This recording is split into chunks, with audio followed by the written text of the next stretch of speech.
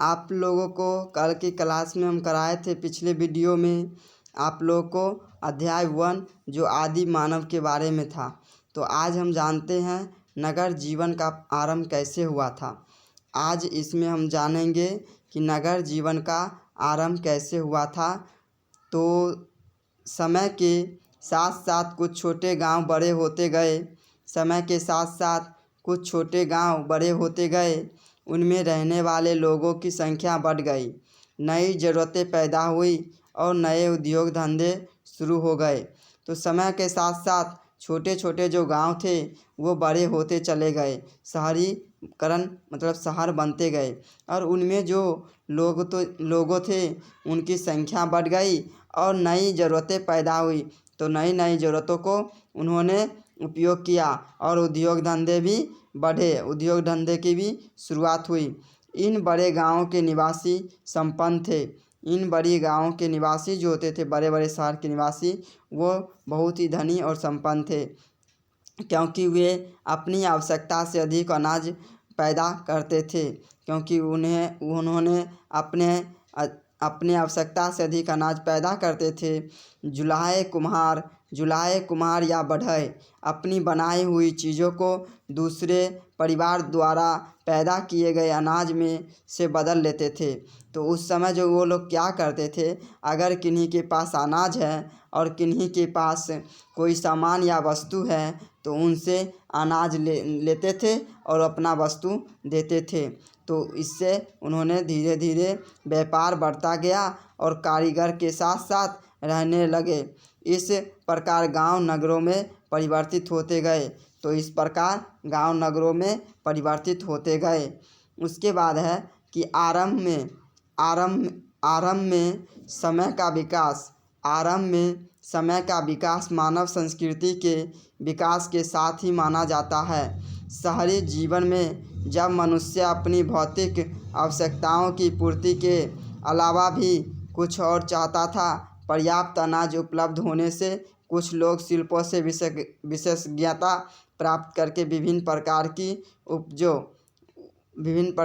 उपजों का उत्पादन करने लगे, जिससे शहर और गांव के बीच लेन देन प्रारंभ हो गया। तो यहाँ जो था कि गांव के लोग जो थे वे अपना कुछ भौतिक अनाज जो उत्पादन करते थे और शहर के लोग जो बड़े बड़े वहाँ पे कारीगर होते थे तो वो जो चीज़ बनाते थे तो वह एक दूसरे अपने सामान देकर उसके बदले अनाज ले लेते थे। इस लेन देन से शिल्प विज्ञान के विकास को भी बढ़ावा मिला और यह लेन देन जो था शिल्प विज्ञान के विकास को भी बढ़ावा मिला।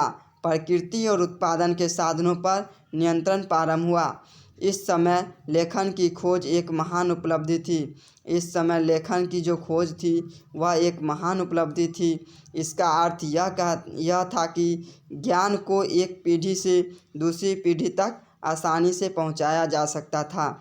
इसका अर्थ यह था कि ज्ञान को एक पीढ़ी से दूसरी पीढ़ी तक आसानी से पहुंचाया जा सकता था। लेखन ज्ञान का प्रसार अक्सर शहर के विकास के साथ साथ होता था।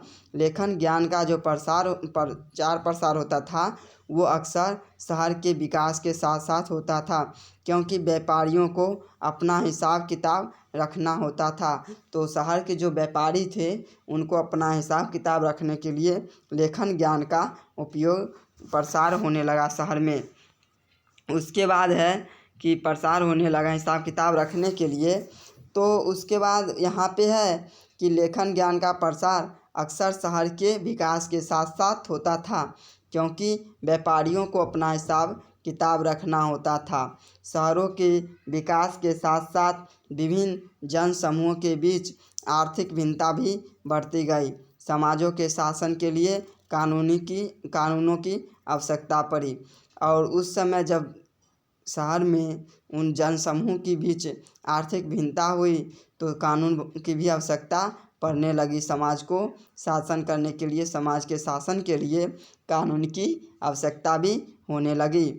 तब उन्होंने सिंधु घाटी सभ्यता के बारे में, तो सिंधु घाटी सभ्यता जो थी भारत का इतिहास जो है सिंधु घाटी सभ्यता से प्रारंभ होता है, जिसे हम हड़प्पा सभ्यता के नाम से भी जानते हैं। और भारत का जो इतिहास है वो सिंधु घाटी सभ्यता से प्रारंभ होता है, जिसे हम हड़प्पा सभ्यता के नाम से भी जानते हैं।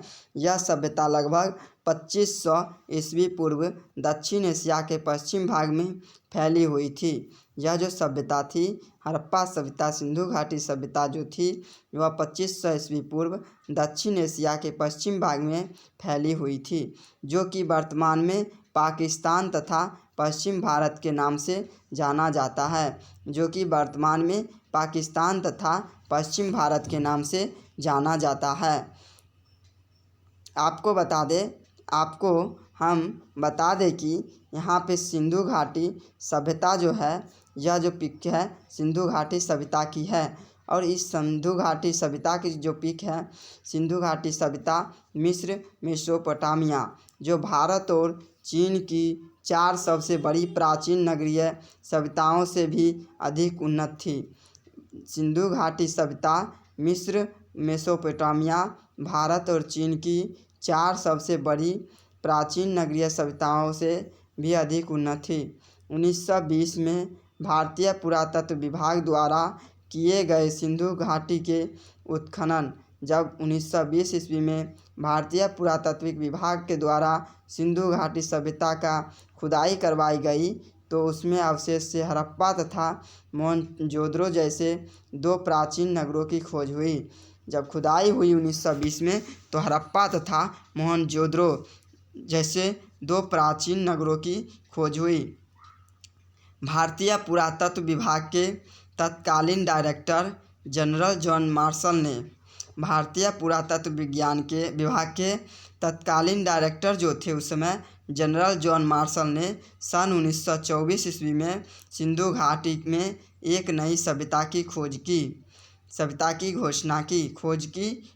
की। तो 1924 में जनरल जॉन मार्शल ने सन 1924 में सिंधु घाटी में एक नई सभ्यता की खोज की घोषणा की।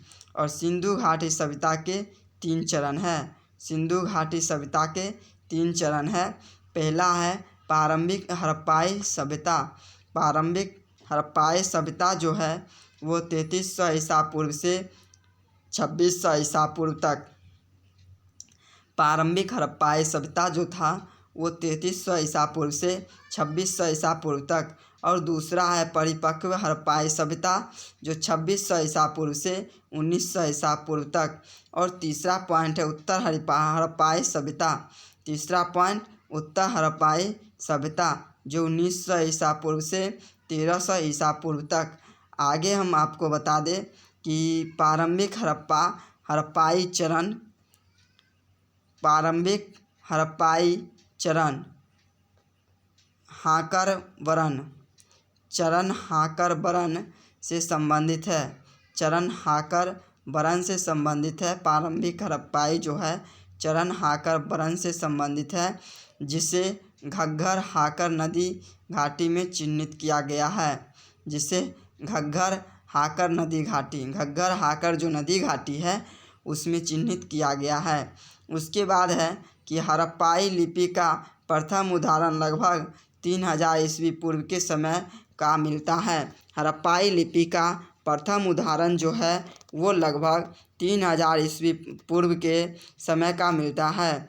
इस चरण की विशेषताएं एक केंद्रीय इकाई का होना। इस चरण की विशेषताएं जो है वो एक केंद्रीय इकाई का होना तथा बढ़ते हुए नगरीय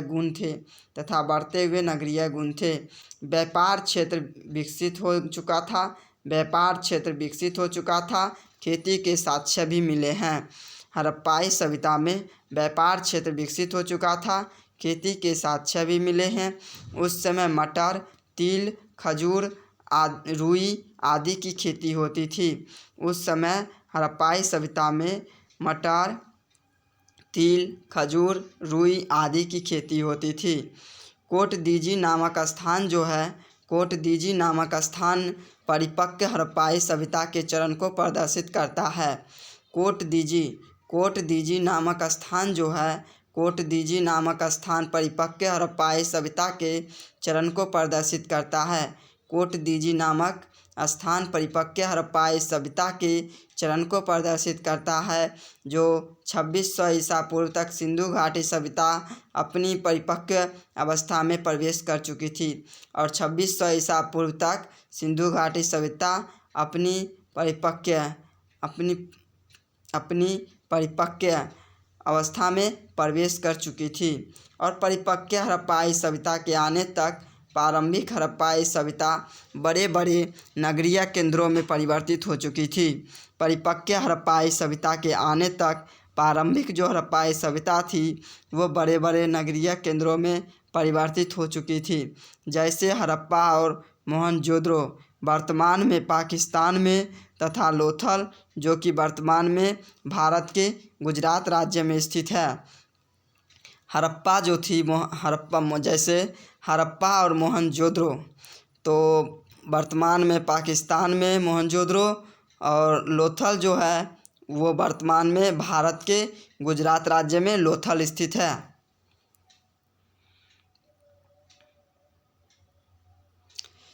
उसके बाद आपको बता दें कि सिंधु घाटी सभ्यता के क्रमिक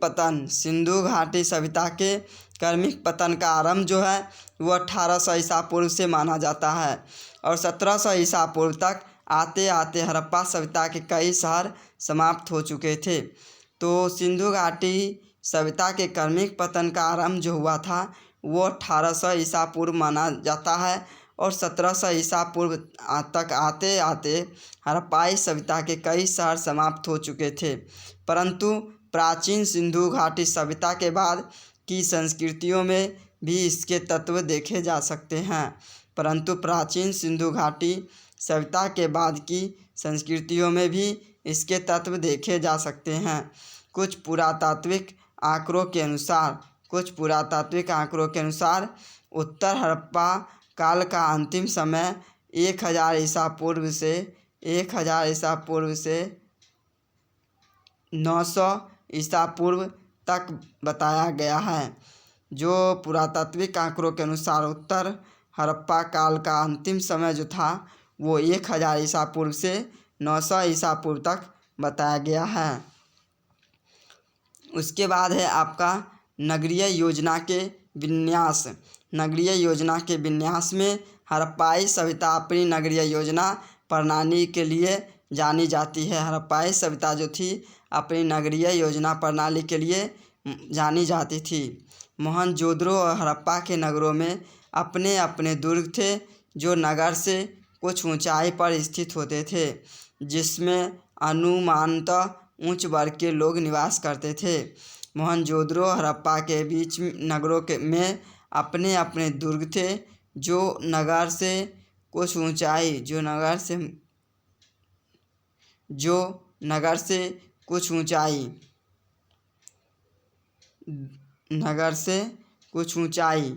जैसे ऊंचाई पर स्थित रहते थे। मोहनजोदड़ो और हड़प्पा के नगरों में अपने अपने दुर्ग थे, जो नगर से मतलब जो ऊंचा जगह होता था नीचे का और ऊंचा का, तो ऊंचे का जगह जो होता था वहाँ पे स्थित थे, जिसमें अनुमानतः उच्च वर्ग के लोग रहते थे। जहाँ पे ऊंचा जगह होता था वहाँ पे उच्च वर्ग के लोग रहते थे, और नीचे जगह जो होता था स्थल जो नीचे का ज़मीन होता था, ढलानी होता था, उस जगह पे निम्न वर्ग के लोग रहते थे। और दुर्ग से नीचे समांतर ईंटों से निर्मित नगर होते थे, जिनमें सामान्य लोग निवास करते थे।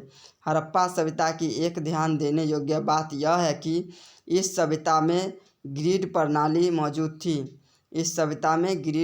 मौजूद थी, जिसके अंतर्गत सड़कें एक दूसरे को समकोण पर काटती हैं। जिसके अंतर्गत सड़कें एक दूसरे को समकोण पर काटती थी। अन्न भंडारण का निर्माण हड़प्पा सभ्यता के नगरों की प्रमुख विशेषता थी। अन्न भंडारों का निर्माण हड़प्पा सभ्यता के नगरों की प्रमुख विशेषता थी। जली हुई ईंटों का प्रयोग हड़प्पा सभ्यता की एक प्रमुख विशेषता थी। और जली हुई ईंटों का प्रयोग कहाँ किया गया था? तो हड़प्पा सभ्यता में किया गया है, याद रखिएगा। जली हुई ईंटों का प्रयोग हड़प्पा सभ्यता की एक प्रमुख विशेषता थी, क्योंकि समकालीन मिस्र में मकानों के निर्माण के लिए शुष्क ईंटों का प्रयोग होता था। हड़प्पा सभ्यता में जल निकासी प्रणाली बहुत प्रभावी थी। हड़प्पा सभ्यता में जल निकासी प्रणाली जो थी वो बहुत प्रभावी थी। कालीबंगा के बहुत से घरों में कुएं नहीं पाए गए हैं और कालीबंगा के बहुत सारे घर ऐसे हैं घरों में कुएं नहीं पाए गए हैं। कुछ स्थान जैसे लोथल और धोलावीरा में संपूर्ण विन्यास मौजूद थे।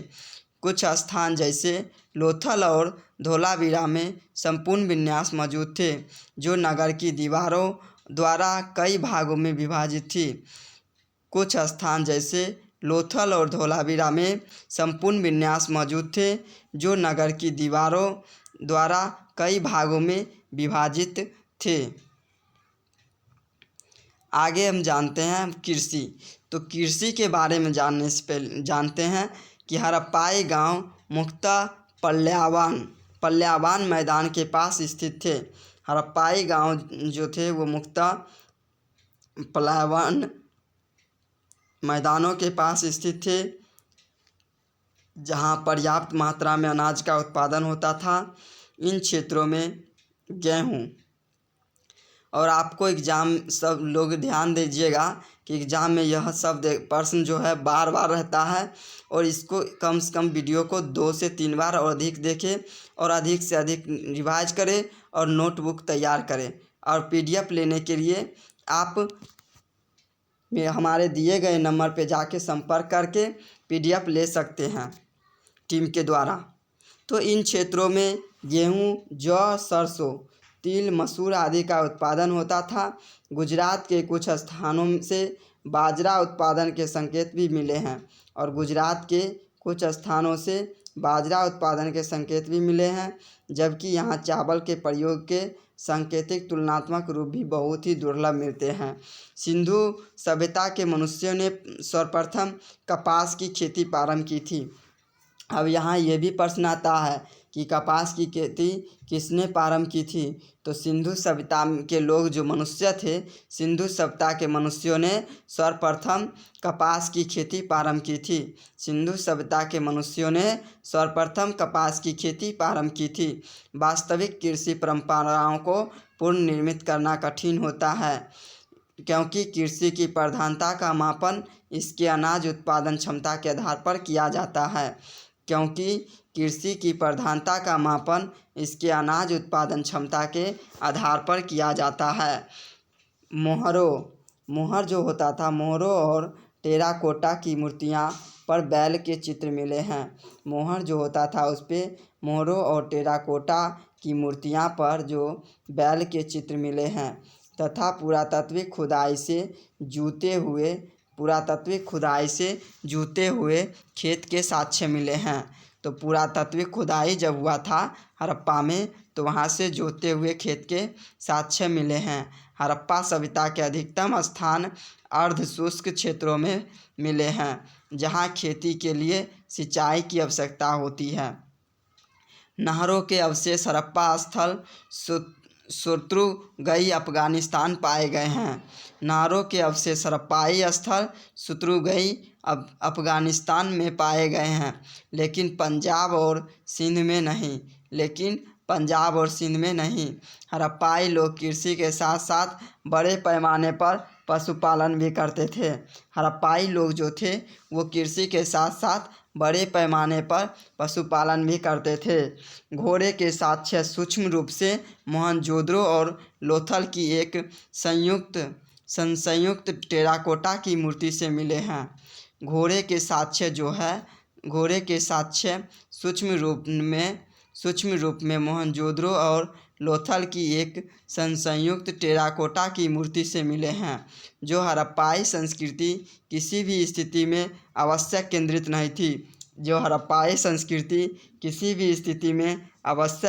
नहीं थी। उसके बाद हम जानते हैं टॉपिक अर्थव्यवस्था। तो अर्थव्यवस्था उस समय के तो अनगिनत संख्याओं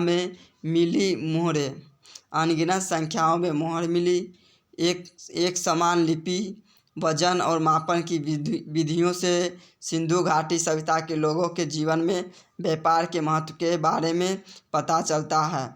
हड़प्पाई लोग पत्थर, धातुएं, सीप या शंख का व्यापार करते थे। हड़प्पाई लोग जो थे वो पत्थर, धातुएं और सीप या शंख का व्यापार करते थे। धातु मुद्रा का प्रयोग नहीं होता था। व्यापार की वस्तु विनिमय प्रणाली मौजूद थी। धातु मुद्रा का उस समय प्रयोग नहीं होता था। व्यापार के लिए एक वस्तु दे के दूसरे वस्तु को खरीदते थे और वही लेन देन की विनिमय प्रणाली मौजूद थी। अरब सागर के तट पर उनके पास कुशल नौवहन प्रणाली भी मौजूद थी। अरब सागर के तट पर उनके पास कुशल नौवहन प्रणाली भी मौजूद थी। उन्होंने उत्तरी अफ़गानिस्तान में अपनी व्यापारिक बस्तियां स्थापित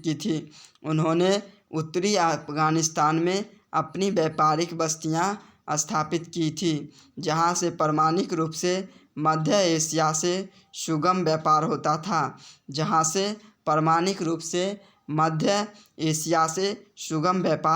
था। दजला फरात नदियाँ की भूमि वाले क्षेत्र से हड़प्पा वासियों के वाणिज्यिक संबंध थे। दजला फरात नदियों की जो क्षेत्र थी भूमि वाले क्षेत्र से हड़प्पा वासियों की वाणिज्यिक संबंध थे। हड़प्पाई प्राचीन लैपिस लाजुली मार्ग से व्यापार करते थे। हड़प्पाई प्राचीन लैपिस लाजुली मार्ग से व्यापार करते थे, जो संभवतः उच्च लोगों की सामाजिक पृष्ठभूमि से संबंधित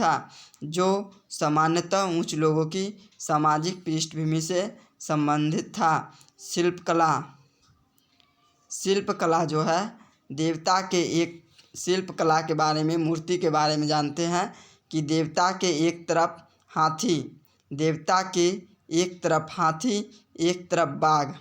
देवता जो मूर्ति होता था शिव भगवान का, उनके एक तरफ देवता के एक तरफ हाथी, एक तरफ बाघ, एक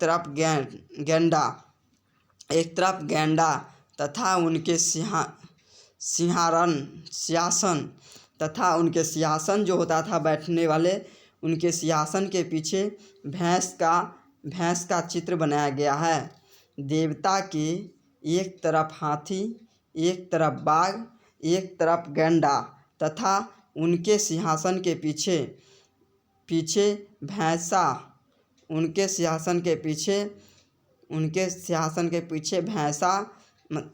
का चित्र बनाया गया है। उनके पैरों के पास दो हिरणों के चित्र हैं। चित्रित भगवान की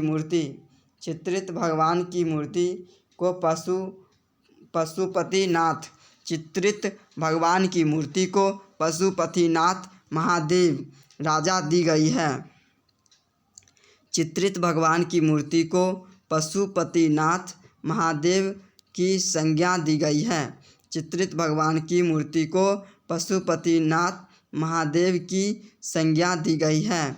सिंधु घाटी सभ्यता में सबसे महत्वपूर्ण पशु एक सींग वाला गैंडा था। सिंधु घाटी सभ्यता में सबसे महत्वपूर्ण पशु एक सींग वाला गैंडा था तथा दूसरा महत्वपूर्ण पशु कुबर वाला बैल था तथा दूसरा महत्वपूर्ण पशु जो था वो कुबर वाला बैल था। सिंधु घाटी सभ्यता में सबसे महत्वपूर्ण पशु एक सींग वाला गैंडा तथा दूसरा महत्वपूर्ण पशु कुबर वाला बैल था। सिंधु घाटी सभ्यता लगभग 1800 ईसा पूर्व में पतन हो गया था, परंतु उसके पतन के कारण अभी भी विवादित है। एक सिद्धांत यह कहता है कि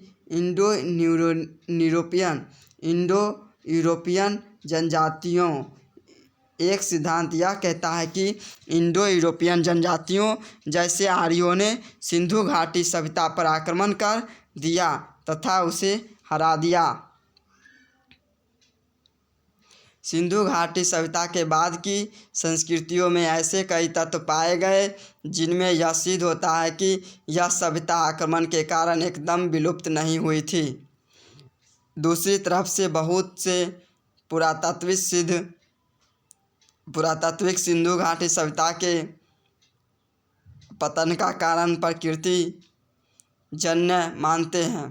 प्राकृतिक कारण भूभागीय और जलवायु संबंधी हो सकते हैं। यह भी कहा जाता है कि सिंधु घाटी सभ्यता के क्षेत्र में अत्यधिक विवर्तनिकी विक्षोभों की उत्पत्ति हुई, जिसके कारण अत्यधिक मात्रा में भूकंप आए। एक प्राकृतिक कारण वर्षण प्रतिमान का बदलाव भी हो सकता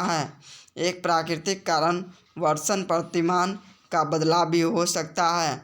एक अन्य कारण यह भी हो सकता है कि नदियों द्वारा अपना मार्ग बदलने के कारण खाद्य उत्पादन क्षेत्रों में बाढ़ आ गई हो। यह भी हो सकता है कि नदियों